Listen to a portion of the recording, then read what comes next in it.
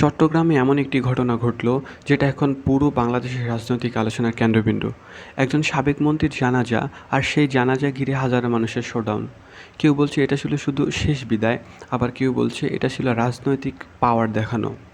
সবচেয়ে বড় প্রশ্ন, পুলিশ কি আগে থেকেই সব জানতো? আর কেন বিএনপি ও জামাতের নেতাদের উপস্থিতি নিয়ে এত আলোচনা শুরু হলো? আজকের ভিডিওতে চট্টগ্রামের সেই পুরো ঘটনাটা আমি আপনাদের সামনে তুলে ধরব, তাই ভিডিওটি শেষ পর্যন্ত দেখার অনুরোধ রইল। আসসালামু আলাইকুম সবাইকে। আজকের ভিডিওতে আমরা কথা বলবো চট্টগ্রামের সাবেক মন্ত্রী ইঞ্জিনিয়ার মোশাররফ হোসেনের জানাজায় ঘিরে ঘটে যাওয়া একটি অলৌকিক ঘটনা নিয়ে। দর্শক, বৃহস্পতিবার সকালে চট্টগ্রামের জামিয়াতুল ফালাহ জাতীয় মসজিদ মাঠে অনুষ্ঠিত হয় ইঞ্জিনিয়ার মোশাররফ হোসেনের জানাজার নামাজ।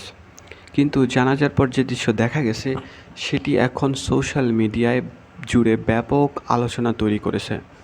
অভিযোগ উঠেছে, জানাজা শেষে আওয়ামী লীগের বিভিন্ন পর্যায়ের নেতাকর্মীরা বড় ধরনের শোডাউন করেছেন। সেখানে বিভিন্ন রাজনৈতিক স্লোগানও শোনা যায়। অনেকেই বলেছেন, জুলাইয়ের রাজনৈতিক পরিবর্তনের পর এটি ছিল আওয়ামী লীগের সবচেয়ে বড় প্রকাশ্য গ্যাদারিং। ঘটনার আরেকটি গুরুত্বপূর্ণ দিক হচ্ছে পুলিশের ভূমিকা, কারণ এর আগে থেকেই সোশ্যাল মিডিয়াতে এই শোডাউনের ঘোষণা ঘুরছিল বলে আগে দাবি করা হয়। পুলিশের পক্ষ থেকে বলা হয়েছিল কোনো ধরনের বিশৃঙ্খলা করতে দেওয়া হবে না, কিন্তু পরে দেখা যায় বিপুল সংখ্যক নেতাকর্মী জানাজাস্থলে উপস্থিত হন এবং লাশবাহী গাড়ির সঙ্গে মিছিলও করেন। এ নিয়ে অনেকেই প্রশ্ন তুলেছেন, সিকিউরিটি ম্যানেজমেন্ট কি সত্যি সন্তুষ্ট ছিল? তবে পুলিশ বলছে, জানাজা একটি ধর্মীয় ও সামাজিক অনুষ্ঠান। এখানে কে অংশ নেবে আর কে নেবে না সেটা পুলিশ নির্ধারণ করে না। এছাড়া লাশ নিয়ে মিছিল হয়েছে এমন তথ্য তাদের কাছে নেই বলে জানিয়েছে সংশ্লিষ্ট কর্মকর্তারা। এখন আসি আরেকটি আলোচিত বিষয় নিয়ে। এই জানাজায় বিএনপি ও জামায়াতের কয়েকজন নেতার উপস্থিতি নিয়েও সোশ্যাল মিডিয়াতে ব্যাপক আলোচনা শুরু হয়েছে। অনেকেই প্রশ্ন তুলেছেন, রাজনৈতিক মতপার্থক্য থাকা সত্ত্বেও কেন তারা সেখানে গেলেন? আবার অন্যদিকে কেউ কেউ বলেছেন, একজন মানুষের মৃত্যুর পরে জানাজায় অংশ নেওয়া মানবিক ও সামাজিক দায়িত্বের মধ্যেই পড়ে। এদিকে পুরনো কিছু বক্তব্য ও নতুন করে ভাইরাল হয়েছে।